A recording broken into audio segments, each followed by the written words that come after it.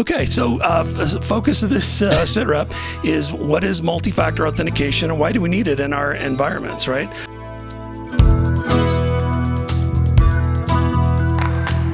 Hi, this is Eric. And this is Mike. And welcome to Cyber Sitrep. That's right. Where you get the cyber situation report.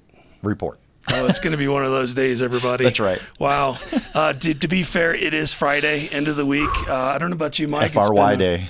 Thank God, right? Yeah. It's been a very productive week, but it's been a very busy week. A lot of different tasks, and I don't know about you guys in the audience, but I can't multitask to save my life. So I am not a Unix system. Well, I've got a story to tell you about that. I was working on one all day today, and reminded me of the old days. I'll tell you about it later. We take technology for granted, right? And then when it doesn't work for us, we have to revert back to the old methods and techniques and command line. Yeah, and 2-hour detour down, a deep stack of that manual stuff, and I finally got the job done that was only supposed to take 15 minutes. So I'm sure people out there can relate. So Mike, what are we talking about today? Oh, we're going to talk about MFA, multi-factor authentication. Right. Part 2. The skinny? Yeah, part 2. So true story. There we were. I can't say it on air. There we were. No bleep.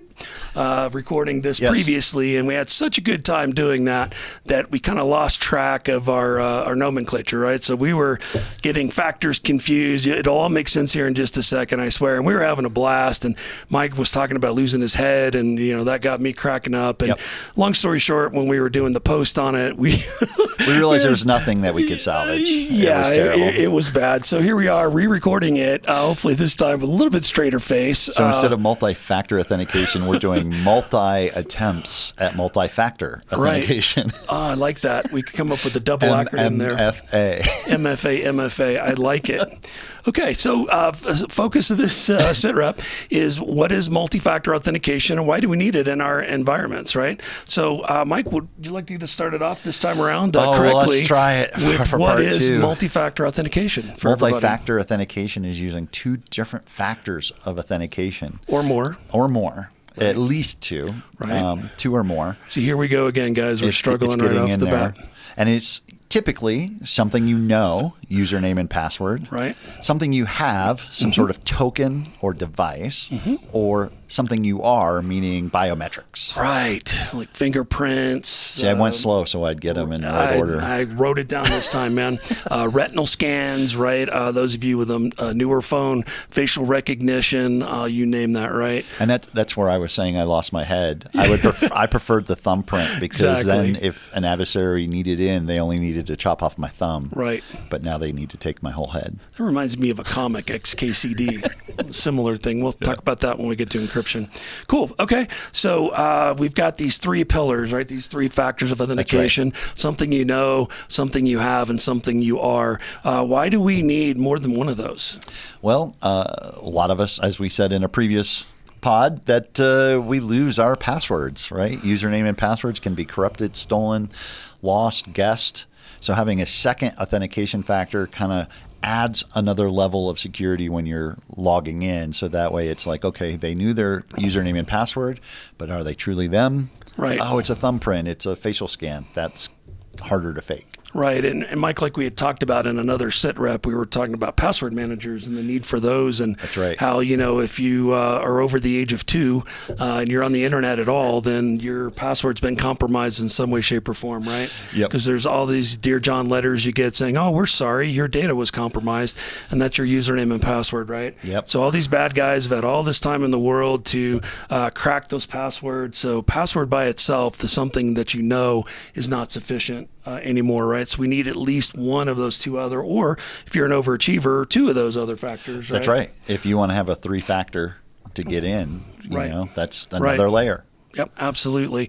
We need MFA to keep the bad guys out, make it harder, right? Now, there are MFA multi-factor exploits out there, but we don't want to talk about those today. We'd rather focus on the good things about multi-factor authentication, and we'll do another Sitrep on the, when MFA gets, cracked or corrupted, what that looks like, and the really bad day you're going to have trying to recover from that, et cetera. But for this Sitrep, we want to focus on why it's good and why we need to do it on every single thing we can in our environment. That's right. The bad guys are always out there trying to overdo what we do. So If we come up with a plan to stop things, they'll come up with a plan to corrupt it. So Right. And here's the thing, right? I can say from personal experience, I'm sure there's tons of other people out there with the same thing, is that, when I first started using multi-factor authentication, and to be honest, sometimes currently it just becomes cumbersome, right? A lot of senior leadership, when we go out to our clients, are like, I don't want to have to wait for a pin to come to my phone. Right. What do you mean I have to wait 30 seconds for the code to refresh, right? It's terrible. How dare you? You just sapped my productivity for the day, right? That's right. So much could have gotten done in that 30 seconds. Absolutely, right? And I used to be part of that crowd. It was kind of a necessary evil, but I've come to appreciate the benefits of it. That's why at the end we're going to reinforce that, when it comes to multi-factor authentication, anything and everything and under your purview that you have access to, if you can enable multi-factor authentication, do it. You will thank us and yourself later when you keep the bad guys out of your infrastructure. And you can do that on things as simple as like your Facebook accounts and other things. Yeah. They have MFA set up. Sometimes you just have to download like the Microsoft Authenticator app. There's different tools that we're going to talk about, but the Microsoft Authenticator app is a free tool. Right. And you just scan the barcode that comes in when you log in. Absolutely. And that is an example of something we have. Right? That's right. Thank you. I'm looking at it right here. Yeah. We also have Google Authenticator if you're not a Microsoft fan. Yep. Point is all that stuff is free, right? That's right. Used to be in the old days, and we talked about this on our last podcast, but one of the original multi-factor authentication tools out there was RSA. Yes. Right? Remember the little hockey tokens. puck we had? Yeah. There was a little black, doomsday token, had a 6-digit missile code that, refreshed every 30 seconds. And you had to put that in addition to your password to get into your account. That's right. RSA is still around. It's great. I think they've moved on. I think they have different colors now besides black. It's like a little white token. Yeah. Point is that was fairly expensive to get into, right? Right. If you weren't an enterprise organization, the cost could add up pretty quick. But, once again, the power of the internet and technology, Moore's Law, processing power doubles every 18 months. I was going to say, my phone is more powerful than the first computer I ever had. So, absolutely. Which was, just for curiosity? The first one that I ever played with a Zenith 100. Nice. Z100, yeah. Z100 had 2 floppy drives. One was my operating system and one was my storage. Exactly. So I had a whopping 1.5 megabytes of storage. Nice. And was that on a 5 1/4 disc or an 8-inch? That was a 5 1/4. Yeah, so I worked in the government on the 8. The systems that I used for the Air Force had the big 8 inches. Exactly. See, everybody, we're dating ourselves, but it's cool. We're original geeks here. So, but I do remember we got a 10 meg hard drive that replaced the floppy drive, which was huge, right? And I was like, 10 meg, never going to fill it up. Right. Never going to get that much data. Right. That's true. Well, we're going to talk about that. We did talk about backup. I think we hit that one pretty good, but we could talk about storage as another. Yeah. Another Sitrep, yet another. Space we got tons of stuff. Expensive. It used to be, and now not really, right? That's right. I'm finding, unfortunately, that it seems that cloud storage is more expensive than local storage these days. That's right. But anyway, that's another story. But you need to protect it with MFA. Whatever data you have, you need to protect with MFA. Which gets us back to the different factors, right? So we've got the Google Authenticator, we got the Microsoft Authenticator. If this is the only option you have available, we also have the text message, the SMS message authentication method as well. And SMS was, we were going to... Short message service. See, he's putting me on the spot. Yeah, I looked it up. So, but that's where it sends you that code via text, 6 digits, right? And it's fairly secure, but it's not as secure as the other methods because as we talk about, will and MFA exploitation, that's more easily bypassed than the other methods, right? That's right. And we just had a client that got the text message when a hacker broke in. Yes. Called them as if they were a fraud department and said, hey, we just sent you the code to verify your username. Right. And they were like, oh, yeah, I got the code. And they said the code. And to be fair, I believe, unless I'm wrong, and this is my opinion, I'm not saying this is fact, I believe, wasn't that the MGM hack that happened as well? They bypassed MFA by calling the help desk and spoofing support personnel and got them to give them that code not once but twice. That's right. They were in within 10 minutes. Yeah. Yeah. So it happens, and this is why you want to protect your MFA, but why SMS isn't always the best. Right. But if it's only thing that's available, use it. It's Right. better than nothing, right? But, and a lot of these organizations, especially if you're using Google Workspace or using Microsoft 365 or any of those variants, they have all those methods available for you, right? To include also hardware-based MFA tokens, right? Such as a YubiKey. YubiKey from a company called Yubico. Yep. Another example is Google Titan. Yep. But it's a hardware-based token, right? That's so right. Let's talk about that for a second, Mike. Well, I have that in my office, and I use the YubiKey, and I do that because they have the FIPS 140-2, which is a US DoD standard for encryption. So it basically plugs into my USB port. But if it's not there, doesn't matter if I have my username and password. Right. It's like you need that YubiKey. Right. So there's definitely pros and cons to each approach, right? And to Mike's point, in our organization, we use both, right? So we use a software-based method from a company called Duo, which is actually owned by Cisco. They're one of the leaders in software-based multi-factor authentication. So we use them as our primary, and then in those edge cases, we have our Yubi as a secondary method of authentication passed through Duo, right? So that way, if we're in an air-gapped environment or no Wi-Fi connectivity and your cell just isn't getting a signal. It's tough to use an online multi-factor when you are not online. Right. So something to consider there. And so my cost goes from $0 up to, I think the most expensive is a YubiKey, right? And you priced those lately? It was about $180 for a YubiKey. Wow. For really? the FIPS one. Yeah. Are you sure? I think so. That much? Wow. Okay. I haven't checked, so I'm going to take his word for it. But they are a one-time cost, and then you actually need to buy a second one, right? Because you always want to have a backup to the backup. Two, Eric. I could have bought two. I think it was for two, probably. Yeah. And that's for the FIPS validated models. They're great. And the reason why we say have two is what happens if you lose the primary or you get to work and you realize that you left your YubiKey at home, right? And you've got to go back and get it. That's not good. But hopefully in your locked drawer in the office, you've got your backup, Holy Grail copy that you can put in and get to work. And while not right? with MFA, but another reason we want to is you should have a user account and then an admin account, and Always. they should not be the same thing. Yeah, that's going to be yet another Sitrep, right? Segregation We've got so much of duties. to talk about. We want to get it out of here before we lose it, everybody, right? That's the point.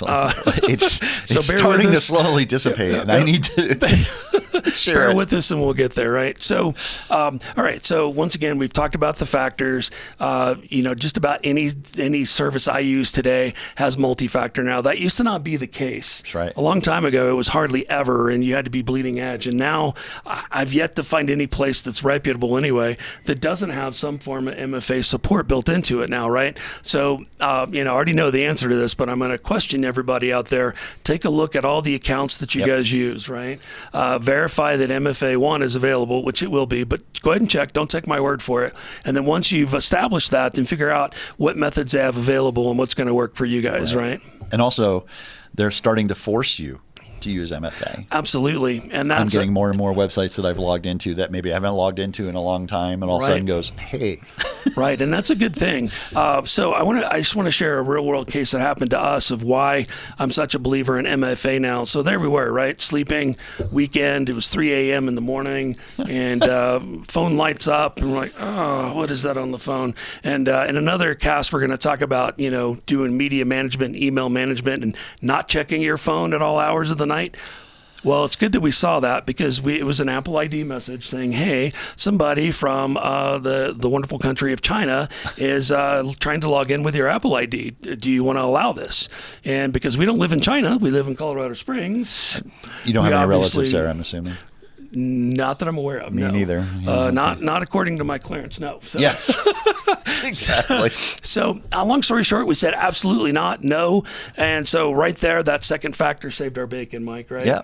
Absolutely. Because that could have been a bad day, especially most of us have our bank cards associated with our Apple ID. So in theory, there could have been a lot of fraudulent transactions that occurred. None of that happened. It was great. We shut it down. But the bad news is that somehow somebody guessed what our password was for that account. Yep. Which takes me back to the previous statement of if you have a pulse and you've been on the internet for more than a year or two, then you've had data compromised somewhere, some form, shape, or fashion. And there's a database or databases out there that have all these username, password combos. The passwords are encrypted, but the bad guys have lots of resources and time, and they're constantly trying to crack those passwords to get an edge in on your account. So needless to say, we changed that password, updated it in our password manager that we use, that we have another Sitrep on, and we got to move on, right? So that could have been much worse than it was, right? Yeah, and you will notice, like you say, we joked, you don't live in China and you have no relatives there, right. But it's anywhere in the world that right. someone's logging in from, and you should immediately be aware at whatever time it was in the morning. Absolutely. I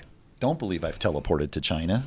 You look around, my wife's still here, so I guess your head's still that's attached. Not us. Yeah, yes, right. My head's still attached, you're so they're not using my facial rec to get in. Absolutely. So use MFA. One other thing I want to close on before we close out is when it comes to key escrowing, right? This is where, when you log in to an application and you put in your multi-factor authentication, you're good to go, and then it says, hey, do you want to remember this? Do you want to remember me for 30 days? 30 days, a day, a week. I think 30 is the most I've seen, right? Yep. And I admit to the world, I used to be one of those guys. Yes, 30 days, 30 days, 30 days. Please save me. I don't want to log in again. Me again, right? And through the years and experience, and not only ours but our customers' experiences, I have come to not do that anymore. Right. And I will do the shortest amount of time period because I realize the value of that, right? Yeah, effectively it's creating this login token that it memorizes. Right. So that when you go back to the site, it just says, oh yeah, you said remember you for 30 days. Via You're cookie, good to go. right? And that's a whole nother thing we'll talk about, bypassing love, MFA, and that's one of the methods, right, is stealing that cookie. That's right. I do love some cookies, but not those. I do too, but not those. Those are not good cookies. Those are not the good cookies. Right. We'll talk about that another time. So please don't escrow your keys, right? That's right. I know, and maybe, you said a gradual thing. Some people like to rip the Band-Aid off and just go all in and not do any of it. Some people, if you need to, dip your toe in the pond first. Don't do it for a couple of sites, and then gradually get into that rhythm, and it'll become second nature and automatic habit. So and it is a pain. Well, I'll admit it's a pain to log in every time I go back to a site, but my data is sensitive enough that I don't want to risk it. It's Agreed. not worth the risk. Right. I mean, your 30 days of peace and quiet, is that worth you going through and spending 2 weeks with your bank trying to, fight fraudulent charges and get your money all back. that fun stuff? That is not fun. So just, take a little bit of pain up front and save yourself a lot of pain later. So, all right, I think we're about through here. Mike, I just wanted to bring up one other thing. When we talk about multi-factor authentication, everybody is only focused on online transactions, right? Online websites. We argue, because if you work for government, you have to do this anyway. It's part of CMMC, which will be another Sitrep we're going to do here very shortly, is that you also have to secure your hardware with multi-factor authentication as well. So your laptops, your servers, right? That's right. It's just good practice. And once again, those two options, we actually, the two, Duo, software-based, UB hardware-based, integrate very easily into all the major operating systems, right? Whether you're Mac, Windows, Linux, they're all covered, and they're very easy to implement in your environment. And this goes even if you're just a home user and you want to increase your security posture, please do that, right? Because without that second authentication method, your laptops basically become a brick for logging into, right? Now, that also assumes that, you have your data at rest encrypted, right? Which we've talked about. We'll talk about some more. But you've got your BitLocker on, or your File Vault, or if you're a Linux shop, you've got Luke's rocking on there, right? To keep everything encrypted. Yep. PGP, right? Yep, I always get those backwards. So, but extend it everywhere in your environment. So this is your devices. If you have network attached storage that'll do it, do that as well. Printers, do that as well. You're going to thank us later. I swear you will, right? You don't think anything about your printer, but it's one of the greatest attack vectors is to break into someone's printer and then use that computer, because it is a computer. All right. See, to break into the rest of your network. It's a printer. It's not a computer. Right. It doesn't have memory. It's got memory. It's got a hard drive, and it's got a processor. And it has a network connection. welcome to a computer. Wow, exactly. Okay, cool. All right. Well, I think we did good there. Like I said, we'll talk about. Got it all together this time on part 2. Yeah, I think so. So point is, I think in closing, MFA, it's a good thing. Research your environment anywhere that can support it. Absolutely. Online, local, do it. You'll thank us later. If you, one other thing we were going to talk about is those keys, right? So in the case of software encryption or software MFA, you can have backup keys available. Yep. So in case you lose your phone, right, or it gets crushed, right? I think Apple's about to drop me from their insurance plan because I've torn my phone up so many times. Let's talk about that really quick. How does that help save our bacon? Typically, when you set up an MFA, they'll give you like 10 codes that you could save. I would print and put into a safe or a safe place. Right, for emergency use. Exactly. Maybe a special book you have somewhere. Right. That you can just tuck those away. And what happens is if you lose access to the digital online tool, right, or the YubiKey or the whatever, right, you have these emergency codes that you can use one time to get in. And then that's how you set up your replacement keys. Exactly. Replacement devices. So you don't lock yourself out, right? Yep. Because that's a bad time as Always. well. All right. So would you like to close this out, Mike? Sure. So, I also say MFA, why not, right? Use it. It'll help you. And I just want to say we're coming to you live from Studio 809 Community Podcast Studio at the Next Us, a professional cooperative environment for small businesses in downtown Colorado Springs. Come check us out. That's right. And for us, like us, follow us, and tell your friends. Spread the word. Thanks, everybody. Goodbye for now.